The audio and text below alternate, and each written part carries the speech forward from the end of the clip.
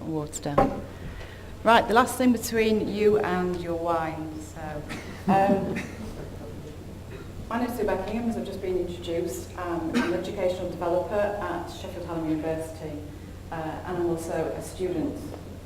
I'm just starting a second master's degree at Sheffield Hallam, and I'm also a lifelong learner, and as Sue said, I think we're all lifelong learners, and we're learning from each other, and certainly informally I learn a lot through colleagues at my work. One of them, Robin Gissing, in the audience today, has taught me so much about technology, and I think that's an important part of learning. We learn from each other, and we need to remember that. So my talk today is about social media and employability, and I'm quite passionate about social media in terms of my CPD, my personal learning network, and the people that I've met and the things that I've learned through that.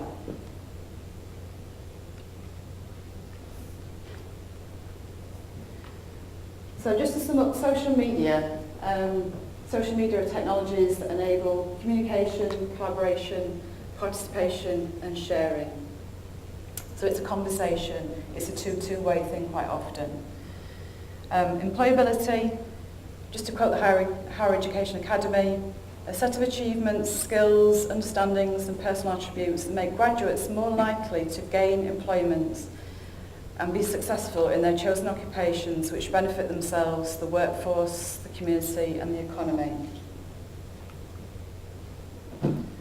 So why is social media important in that? Well, predominantly our students want to graduate to either get a better job if they're in a higher postgraduate education, or because they want to get their first job. Some people just do it for the pleasure, but predominantly people are looking for a good job. And through social media, there's this power of the online collections that you can actually develop. So not only can you maintain existing connections, you can develop connections globally. And this is something that can happen 24/7. So no matter what time of the day, you can catch up with conversations through social media. And it's that opportunity to share. You can learn from others, but you can also give back and teach others. And ultimately, the way people are applying for jobs and getting jobs is changing. And this is the angle that I really want to sort of focus in on in the talk. So, social media gives people the opportunity to differentiate from the others, and I think students will come out, if we just focus on the undergraduate students, how many students are going to come out with a 221? How do you make yourself different from the others? So I think to start with, if you understand social media, how many people, if we could just do a show of hands, how many people use Twitter? So quite a lot. So you understand, I hope you understand the power of that communication tool. How many people use LinkedIn? Okay. So there's this opportunity to look for information, you can engage with new people, you can share information, and that kind of gets amplified out. And there's a little bit of, there's quite a lot of serendipity, I think, in social media. So, quite often I'll look at Twitter, and you can't take all of the information in, but it might be that you just happen upon some really useful information that you pass on to others. And of course, it's only as good as the people that you follow, and that comes with time. It doesn't happen straight away. But you do have to follow people selectively, and I think one of the important bits that we have to remember, and I'll come back to it, is the fact that we need to consider our online identity. What it is that we're actually saying, what message is that leaving in the future. So from an employers and a recruitment perspective, things are changing. Employers are changing the way they actually look for prospective people to work for them. So they'll use social media as a screening process. they'll check LinkedIn, they'll check Facebook. Some stats just here. These are US ones, but 82% of US job seekers will use social networks to find out about jobs. But what's more interesting is the fact that the employers are actually doing that as well. There's new ways that people are actually promoting their jobs. So that's linking up with social media. Get started with Facebook, Brave New Talent. And this is trying to get employers to sort of share their jobs in different ways. With Twitter, Guardian, I don't know if anybody looks at the careers area of Guardian, but they now actually have Twitter feeds, so you can actually drill down and look at the tweets coming in, at the jobs that are available. And these are the kind of things that you may know, but do our students know? And if this is the way that jobs are being broadcast out, then we need to let the students know and educate them and help them understand how useful Twitter can be. Because to a lesser or greater extent, some students in my university are using Twitter and others are completely unaware. You know, they haven't got beyond the fact that it's promoted as something, well, we're just talking about pop stars, footballers, what we have for breakfast, that kind of thing. And what the Guardian's been experimenting with is using the hashtag to try and sort of create a little bit of a dialogue going with students. So earlier this year there was the hashtag Twitter Job Challenge. And what actually happened there, if you can read that from where you are, looking for emotion, they were tasked to say how they are employable in 140 characters. So this one here is looking for a motion graphic designer who happens to be quite livable. That was him talking about himself. Ulcc Talent actually replied back to him and said, hi, we send your CV via the Unilever UK talent pool, we'll have a look. Now I don't know whether you got the job, but it's creating that dialogue. The Guardian also had the Job for live chat, and that was students sharing things that they might have done potentially in interviews, and the opportunity for people to learn from those mistakes. So it's kind of that sharingness. Of course, there's lots of different careers people and recruitment agencies on Twitter, and I think that's something to think about. And also bigger companies are using Twitter as a means of actually promoting placement opportunities as well as jobs. And we all know that placements for the degrees that have that sandwich year, placements are getting harder and harder to come by. So if you're not in that conversation and that happens to go out, I mean, the very fact that people have the mobile phones, you can look at your Twitter on the bus, on the train. If you're there at that right moment, then that could be your opportunity ahead of the other students. Or anybody, for that matter, looking for a new job. On Facebook, there's now something called Branch Out. That was completely new to me. I found out about that this week just by accident through Twitter. Has anybody heard of Branch Out before?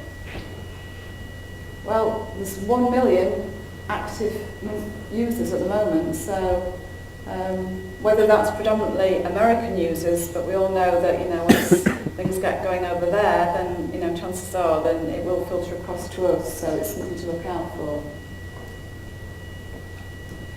LinkedIn. They've now developed a button, and employers can actually have that on their jobs pages. So what happens there is that the applicants, they don't need to send in a CV anymore, they just link to their LinkedIn profile, and that's the means of application. So if you haven't got a LinkedIn profile, or it's not up to date, then potentially you could miss out on an opportunity. So again, we need to be talking about the use and the benefits of LinkedIn with our students.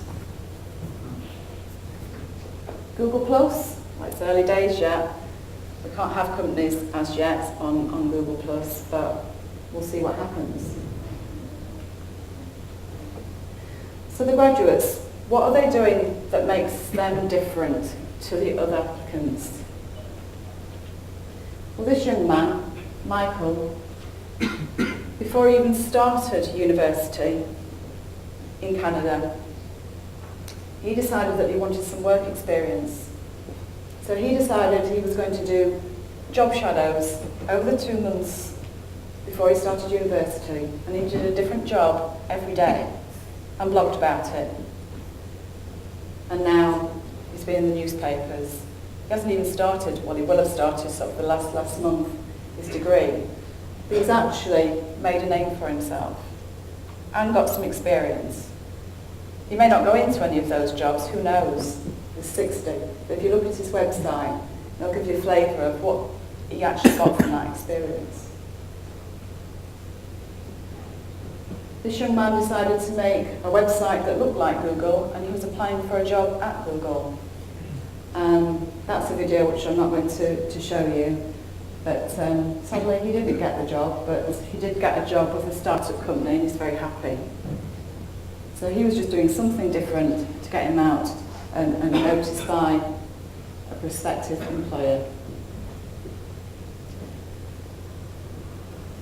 This is another way of sending in a CV. Clearly the people that are in the more, so this one's in media, this student, this made him stand out, and he did get a job with a newspaper. And again, using the style of an infographic, it doesn't work for every career. I mean, if you were a lawyer, I don't think they would particularly appreciate this particular style. But it's another way of actually differentiating himself from the other applicants.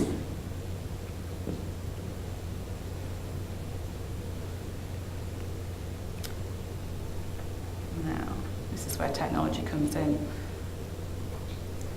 And this is an example of how you can promote yourself using augmented reality as a business card.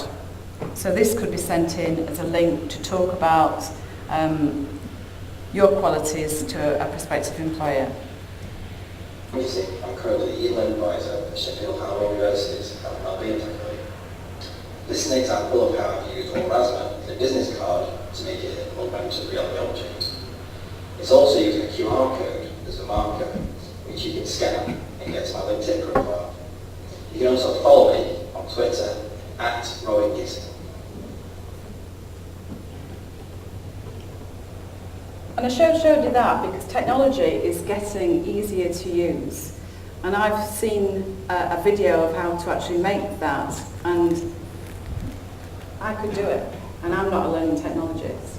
And I think it's kind of demonstrating you can do some things that are different using technology with the guidance and support of either people in your own institution or by using YouTube, looking at YouTube. I had a conversation, in fact I did a talk on social media with a group of people, and the first thing I asked was what social media tools do people use? And beyond Facebook, this particular group didn't use anything. And then somebody says, I've heard of YouTube, but I don't use it. I says, what, you mean you don't upload your own videos, you're not taking your own videos? No, I've never looked at YouTube. And I think, I'm telling you that because we have to remember that although within this room, everybody's clearly interested in technology, there are a lot of people that are way back, and we need to help and support them. We need to encourage them to be brave. And then we'll find out then that there are lots of things that aren't as difficult as we think. There are lots of things with technology that are really very frustrating, but there are lots of things that they could use that could make their life easier.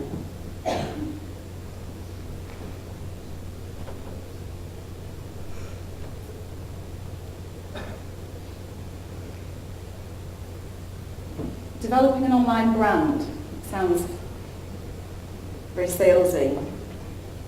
But if people are looking to creating their own websites, they may want to save their own name so that they've got that as a URL. And equally, you can have that for all the, this is just one example, username check. You can actually save those, that you've got those usernames. And that's something I think to consider for the future.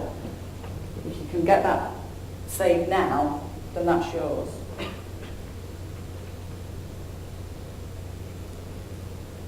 So the educators, I mean, how many VCs? Is there anybody in this room that has a VC that tweets? Yeah? You just retired. Excellent. Well, there are a few, and one of them is Professor Stephen Schwartz, Vice Chancellor of, I'm not quite sure how to pronounce this, Macquarie University? Thank you. And he says, in what is very, very inspirational speaker, so if anybody gets a chance to follow him, he not only tweets, he blogs and he has videos on his website, he's very communicative with everybody in the world. Today there is a global debate about the meaning, purpose and future of universities, colleges and schools. People care passionately about the future of education, about the future of their children, their countries. This is as an important debate as there could be. Blogs, Twitter, they allow you to take part in that discussion, to be a part of the conversation, to learn from others and to understand what's going on in other parts of the world, and of course here at home, of course wherever that might be. And I think that's a really clear message. And I think we need to promote the potential of the linked networks. So all you people need to be talking about that with your colleagues and to help them understand the benefits of networks. I mean, just learning from the people within my networks and seeing their connections, through social media you can sort of go on and expand your network through your own. And I never knew you could do that until I started looking at social media.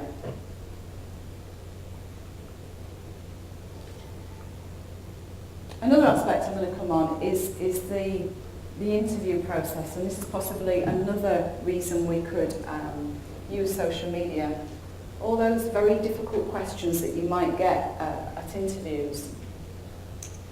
There's a potential to use Google+. How many people have used the Hangout feature? Yeah, it's not too many. I found it absolutely brilliant. I wrote a conference proposal paper a few months ago with some colleagues in America, and I used Google Docs for the first time successfully. I was absolutely fascinated that I had a different coloured pen than the other people. And I say this because I tried to use Google Docs possibly a year prior to that, and for some reason it didn't like my .ac.uk address. And since then I've got a Gmail address and everything works much more smoothly now. I don't really understand. But it was kind of that was a blockage for me, so I never touched it. And people come across this so many times with technology. They'll try new things and it doesn't work, but you just need a little bit of encouragement. And these people in America, my colleagues, said, we'll try it, and they guided me through. And then we used the Hangouts to actually talk about the project. So I think there's a potential to recreate mock interviews maybe, and then using screencasting, recording those interviews. Students could then look back on it, critique each other in a nice way, learn from that. Because there's nothing more scary than watching yourself on video for the first time. And of course LinkedIn, there's lots of different ways that students can use that. There's a new section now that's just been added that captures volunteering and work experience.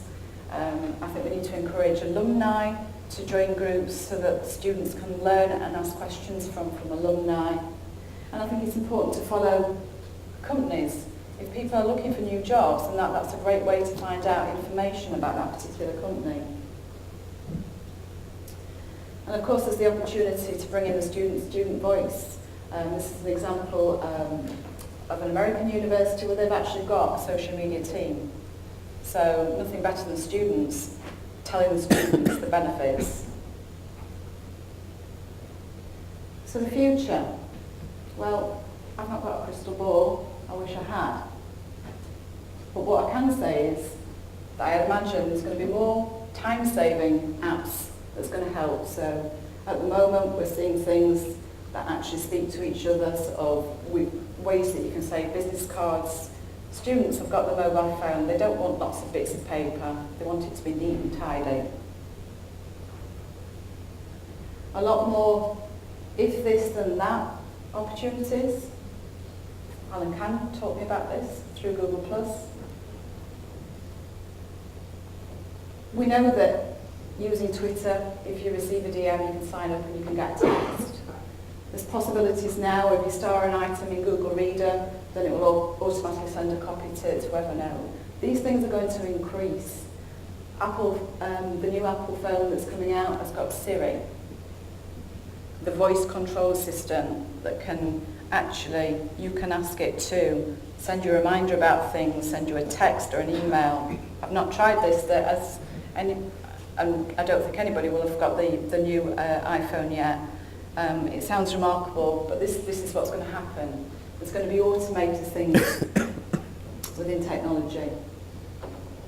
But there are some considerations, and I think we need to think about a social media strategy, framework, to help students get the best out of using social media for their learning, for their development, and for their future. And they need support.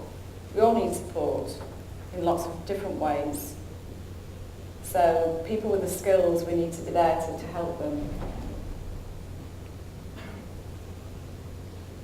And a whole topic that we could spend another hour talking about is the identity that we're creating by being online, the footprints that we're leaving behind us. I think, as I say, that needs a whole another conversation. At the end of the day, whatever you think your brand is, it's not what you say, it's what Google says it is. And it has the power to influence people to invest in you or divest in you, according to Joel. And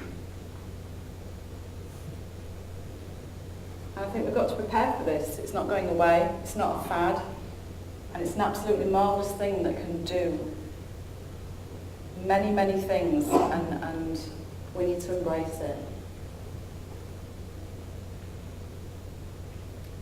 And that's it. Thank you very much for listening.